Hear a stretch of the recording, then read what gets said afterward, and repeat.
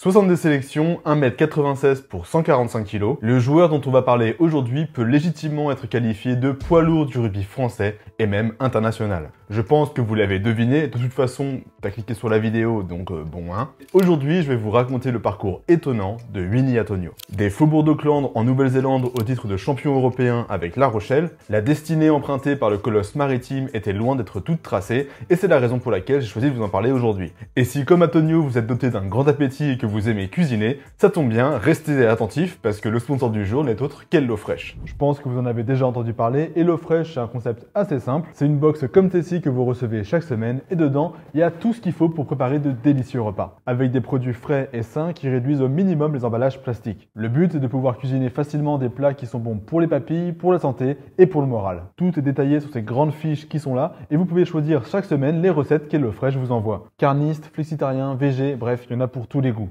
Mais pour moi, le plus gros avantage d'HelloFresh, c'est que ça te fait économiser énormément de temps. Personnellement, j'ai des semaines qui sont bien chargées entre mon taf à temps plein, la chaîne, mes entraînements de rugby 2 fois par semaine, plus les matchs le dimanche, la salle le midi. Bref, avoir une box directement qui arrive chez soi avec les ingrédients qui sont prêts à être cuisinés et plus la recette qui est déjà choisie, t'as pas de creuser la tête, j'avoue que ça me fait économiser un temps fou. Ce soir, je pense que je vais me faire ça, une tchatchouka au chèvre frais, 35 minutes environ de préparation, ça a l'air carré. Ouais, je pense que je vais me régaler. En plus, ce qui est cool, c'est que l'abonnement HelloFresh est très flexible. Tu peux te faire livrer une fois par semaine, une fois toutes les 2 semaines ou seulement une fois par mois.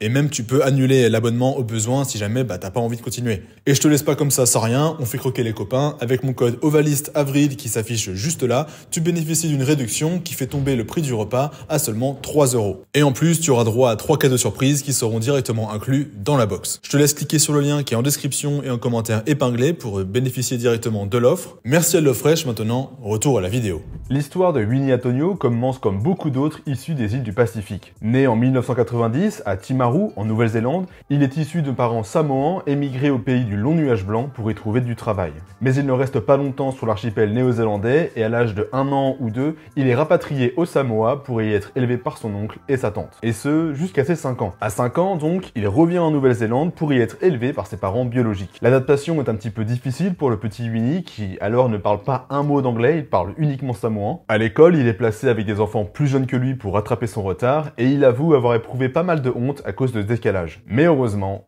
il y a le rugby. C'est à cette époque qu'Atonio découvre les joies du ballon ovale. Son père, ancien demi d'ouverture, y inscrit ses 2 fils, Winnie et son grand frère Vahou, de 2 ans son aîné. Pour éviter de multiplier les trajets et gagner du temps, le père Atonio inscrit Winnie et son frère dans la même équipe. Ce qui fait que très tôt, le futur Rochelais a l'habitude de se confronter à des joueurs plus expérimentés et plus âgés que lui. Et le moins que l'on puisse dire, c'est que les frères Atonio ont été entraînés et élevés à la dure. En effet, Winnie raconte que si lui ou son frère avait fait un mauvais match, le père décidait tout simplement de ne pas les ramener et les laisser rentrer à la maison à pied. Ouais, on peut dire que ça forge et que ça te booste un petit peu pour tout donner sur le terrain. Malgré ses 2 ans de retard par rapport à ses coéquipiers, Winnie disposait d'un gabarit plutôt avantageux pour son âge quand même, ce qui lui permettait d'être à la hauteur face aux autres enfants plus âgés. Mais à l'époque, il ne joue pas encore pilier, il joue plutôt centre ou 3e ligne et ne découvre les joies de la première ligne qu'à seulement 15 ou 16 ans. Après une scolarité effectuée au sein du prestigieux Wesley College, qui a accueilli entre autres des petits noms du rugby mondial comme Sitivini Sivivatu ou encore John Alomu, rien que ça. Winnie Atonio commence à taper dans l'œil des Baby Blacks avec qui il est appelé pour faire plusieurs stages de préparation en vue de la Coupe du Monde des moins de 20 ans au Japon en 2009. Mais malheureusement pour lui, l'entraîneur Dave Rennie, qui fut par la suite entraîneur des Wallabies, décide de ne pas le conserver. Considéré comme trop gros, trop feignant et pas assez fit, Atonio est donc écarté du groupe et voit ses espoirs de devenir potentiellement un futur All Black s'envoler. Mais il aura quand même l'occasion de tenir sa revanche, puisqu'il est sélectionné avec l'équipe U21 des Samoans pour préparer la Coupe du Monde, et en match de préparation, il affrontera les Baby Blacks qu'il va battre 12-9. Ainsi, il parvient quand même à disputer cette Coupe du Monde des moins de 21 ans avec l'équipe des Samoa, qui vont finir 7e sur 16 de la compétition. Mais malgré cela, sa carrière rugbystique semble s'essouffler. Enrôlé au sein de l'équipe des Counties de Manukau, une franchise professionnelle qui joue le championnat national néo-zélandais, il peine à faire sa place et n'a pas la chance de jouer. Alors, il se tourne davantage vers une carrière artistique. En effet, depuis l'adolescence, Winnie et son frère ont une autre passion que le rugby, le théâtre. Et ouais, si initialement le choix de monter sur les planches était surtout motivé par le fait que dans les classes de théâtre, il y avait pas mal de filles et que bon, c'était plus facile pour draguer, Winnie se prend finalement véritablement de passion pour le spectacle vivant et il décide de continuer cette activité après le lycée. Au sein d'une troupe d'acteurs originaire des Samoa, surnommée les Blackfriars, les frères Antonio réinterprètent Shakespeare et du théâtre classique à la sauce ilienne, pour lutter contre les stéréotypes qui sont émis à l'égard de la communauté ilienne en Nouvelle-Zélande. Mais ils performent également d'autres genres, notamment adaptés aux enfants, et Antonio confesse même avoir mis à disposition son gabarit impressionnant pour jouer le génie dans Aladdin en se peignant en bleu. Je pense que ça peut encore faire son petit effet, hein. Moi je milite pour qu'un jour il refasse. Même s'il ne s'agit alors pas d'une occupation à temps plein, la troupe des Blackfriars se produit quand même pas mal dans la zone d'Auckland et ils arrivent quand même à récolter des rémunérations à hauteur de 1200 € l'heure et demie de représentation. Ce qui n'est quand même pas anodin et peut annoncer une possible carrière professionnelle. Mais le destin va frapper à la porte de Winnie en 2010. Cette année-là, il s'envole pour Hong Kong afin d'y disputer le célèbre et prestigieux tournoi international de rugby à 10. Une compétition de rugby donc qui se joue à 10 sur le terrain, avec beaucoup d'équipes qui viennent des 4 coins du monde, avec beaucoup de pros, de semi-pros et aussi de néo-retraités. Et c'est durant cette édition 2010 que Winnie Antonio va croiser la route d'un homme qui va changer sa vie, Patrice Colazo. Fraîchement retraité du Racing, l'ancien pilier croise par hasard la route du géant de Timaru lors de ce tournoi. Bluffé par les qualités techniques et la vivacité dont fait preuve Antonio malgré son gabarit imposant, il se dit que si un jour il devient entraîneur ou manager d'une équipe, il aimerait beaucoup le compter parmi son effectif. Et ça loupe pas. Un an plus tard, La Rochelle est relégué en Pro D2 et fait appel au service de l'ancien pilier pour remettre le club sur les rails du top 14. Fraîchement arrivé aux manettes du Stade Rochelais, le nouveau manager se met alors en quête du joueur qu'il avait impressionné à Hong Kong l'an passé. Faut savoir qu'à l'époque, la tâche elle est pas aisée parce qu'il connaît ni le nom de Winnie Antonio, ni son club, ni l'équipe avec laquelle il était venu jouer à Hong Kong. Donc en fait, ce qu'il va faire, c'est qu'il va mobiliser son réseau, il va lancer plein de perches partout. Et de fil en aiguille, il va connaître quelqu'un qui connaît quelqu'un qui connaît quelqu'un. Il va dire la description, ouais, c'est un gros qui court vite et qui sait faire des chisteras là. Et finalement, il va réussir à trouver Antonio, à l'appeler et à lui faire une propale. On a joué contre une jeune équipe composée de joueurs néo-zélandais, de joueurs un peu des îles. Et c'est là que j'ai fait connaissance de Winnie, puisque j'ai joué contre lui. Je crois qu'il avait 19 ans à l'époque. Et ce jour-là, j'ai vu un joueur effectivement qui avait beaucoup de qualité. Le colosse samoan ne réfléchit pas longtemps. En Nouvelle-Zélande, il ne correspond pas aux critères requis pour jouer à haut niveau. Jugé trop massif et pas assez travailleur, son club ne le fait pas du tout jouer et il passe plus de temps à la salle sur les vélos pour essayer de maigrir et perdre du poids qu'à être sur les terrains de rugby. Et même si la perspective de continuer sa carrière artistique le retient un moment, l'envie de partir tenter sa chance en France et de jouer à un niveau professionnel est plus forte et âgé de 21 ans à peine, il s'envole pour l'Hexagone. C'est pour lui un véritable défi, il débarque à La Rochelle en ne parlant aucun mot de français et surtout il arrive vraiment hors de forme, pesant environ 165 kg.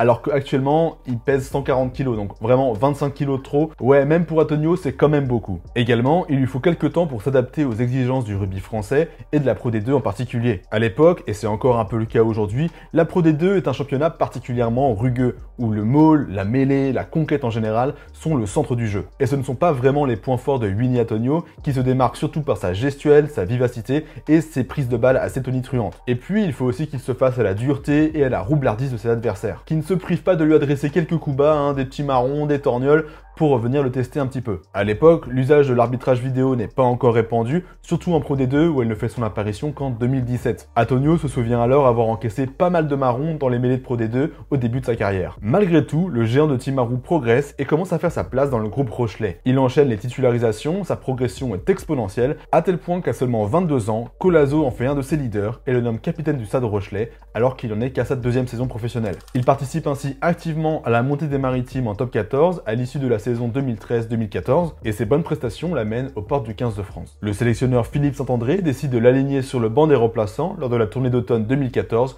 pour affronter les Fidji à Marseille. Après avoir été presque Baby Black, après avoir joué avec l'équipe junior des Samoa, Winnie Antonio devient ainsi finalement le 1071e joueur du 15 de France. Et ce, seulement 3 ans après avoir quitté la Nouvelle-Zélande où il était mis de côté par son club. Sa première cape convainc Philippe Saint-André et il enchaîne ensuite contre entre l'Argentine et l'Australie. L'année suivante, en 2015, il participe même à sa première Coupe du Monde, mais ne dispute cependant qu'un seul match face à la Roumanie. Et la suite de sa carrière en équipe de France n'est pas tout à fait évidente. En effet, le capitaine rochelais a parfois du mal à se mettre au niveau des exigences internationales. Si ses prises de balles ravageuses sont redoutées par les adversaires, il est en revanche plus en difficulté dans l'exercice de la mêlée fermée. Et je pense que beaucoup d'entre vous se souviennent du match de 100 minutes face au Pays de Galles en 2017, où à la fin, le staff va jouer avec la règle du protocole commotion pour le faire sortir au profit de Rabah Slimani qui re-rentre en jeu, parce que Rabah Slimani était bien meilleur dans la mêlée, et ça a évité qu'on se fasse pénaliser alors qu'on avait le ballon. Et d'ailleurs, il faut savoir que la France va recevoir un blâme suite à cette troublardise. La même année, toujours en 2017, il sera écarté du groupe France lors de la tournée catastrophique en Afrique du Sud. La faute, là, a un écart de comportement. En effet, le staff décide de l'exclure après avoir découvert une note de frais d'alcool à plus de 200 € dans sa chambre d'hôtel, et ce, à 2 jours seulement du match face aux Springboks. Et quelques mois plus tard, il est reconnu coupable de violence après une bagarre dans un bar à La Rochelle. Dans la tourmente, Winnie Antonio fait profil bas et redouble d'investissement à La Rochelle, où il semble vouloir prendre racine. Malgré les sollicitations de nombreux clubs, il réaffirme son appartenance au club jaune et noir et renouvelle une fois de plus son contrat de plusieurs saisons. Cela coïncide avec la montée en puissance de l'équipe maritime en championnat, où elle atteint les demi-finales en 2017, et ce après avoir caracolé en tête du classement durant toute la saison. Cette ascension se poursuit également en Coupe d'Europe, où les Rochelais commencent là aussi à goûter aux phases finales. Malheureusement, Antonio va être freiné dans sa progression puisqu'il est opéré au cervical en 2019, ce qui lui fait louper la Coupe du Monde au Japon. Et il ne semble pas non plus faire partie des plans initiaux du nouveau sélectionneur Fabien Galtier, puisqu'il n'est pas du tout appelé lors de la saison 2019-2020. Mais le tournant arrive lors de la saison suivante, 2020-2021. Le pilier droit et La Rochelle finissent deuxième du top 14 et échouent en finale de Coupe d'Europe et de Championnat de France face au même adversaire, Toulouse. Un véritable traumatisme pour cette équipe. Néanmoins, La Rochelle s'affirme comme un gros d'Europe. Porté par ses poids lourds et son jeu en mode rouleau compresseur, auquel Winnie Antonio n'est pas du tout étranger, puisqu'avec Will Skelton derrière lui, il forme sûrement l'axe droit le plus lourd de la planète ovale. Cela marque d'ailleurs son retour dans le groupe France, avec qui il participe à la belle victoire historique sur les All Blacks en novembre 2021, une belle revanche pour celui qui était considéré inapte au rugby néo-zélandais. La saison 2021-2022 est sûrement la plus belle pour Antonio, qui arrive alors à son pic de forme. Âgé de 31 ans, sa maturité et son impact physique sont précieux pour les Bleus, qui décrochent leur premier grand chelem en 12 ans. 2 mois plus tard, il s'installe également sur le toit de l'Europe avec son club de toujours en battant l'ogre irlandais du Leinster à Marseille. Désormais, le Colosse est à la recherche d'un nouveau titre. Après celui de champion de Pro D2, celui de champion d'Europe et le sacre du grand chelem, il lui manque le bout de bois, le légendaire bouclier de Brennus, qui récompense les vainqueurs du top 14. Plus décidé que jamais, lui et ses compères maritimes parviennent à réaliser l'exploit de décrocher une nouvelle Coupe d'Europe d'affilée en 2023, en battant encore une fois le Leinster, mais cette fois-ci sur ses terres, à l'Aviva Stadium à Dublin, dans un scénario improbable après avoir encaissé 3 essais en 15 minutes. Les jaunes et noirs parviennent finalement à renverser le cours du match en dominant physiquement leurs adversaires et s'imposent une nouvelle fois dans les derniers instants, les voilà double champions d'Europe. Galvanisés, leur fin de saison prend la trajectoire d'un boulet de canon et ils finissent deuxième du championnat de France. En demi, à Saint-Sébastien, ils disposent assez facilement de l'UBB pour filer en finale et affronter leur adversaire le plus coriace, Toulouse. Alors que les Rochelais semblaient tenir le match jusque dans ces derniers instants et sont donc à 2 doigts de décrocher un premier Brennus et de réaliser le doublé Coupe d'Europe top 14, les rêves de Winnie Antonio sont brisés par la prise de balle magistrale de Romain Ntamak à la 78e minute. Le doublé ne sera pas encore pour cette année et il faut désormais se préparer à la Coupe du Monde en France. C'est la première qui s'apprête à jouer avec un rôle de leader, puisque je rappelle que jusque-là, il avait disputé seulement un seul match face à la Roumanie en 2015, et malgré son deuxième sacre européen, 2023 va être une année assez frustrante pour Winnie Antonio. Après l'échec en 6 nations, l'échec en top 14, s'ajoute la terrible désillusion du quart de finale face aux Springboks. Un véritable déchirement pour lui qui sait qu'il n'aura sûrement pas de nouvelle opportunité pour disputer le trophée Webb Ellis. Âgé de 33 ans, il annonce mettre un terme à sa carrière internationale à l'issue de la Coupe du Monde pour se consacrer à 100% à son club. Néanmoins, son rôle immense au sein du 15 de France n'est pas facilement remplaçable et le Fabien Galtier et son staff vont finir par le convaincre de faire une année de plus en bleu. Il enfile ainsi de nouveau le maillot tricolore pour le tournoi 2024 afin de laisser au staff le temps de préparer sa succession. Maintenant que le tournoi est fini, sa carrière est plutôt en train d'atteindre son firmament. Winnie Antonio espère bien emmener son club de cœur le plus loin possible, d'abord en réalisant un triplé européen, et à l'heure où je parle, les Rochelais sont encore en lice pour justement le trophée européen. Ils viennent de battre les Stormers en 8e et filent en quart face au Leinster.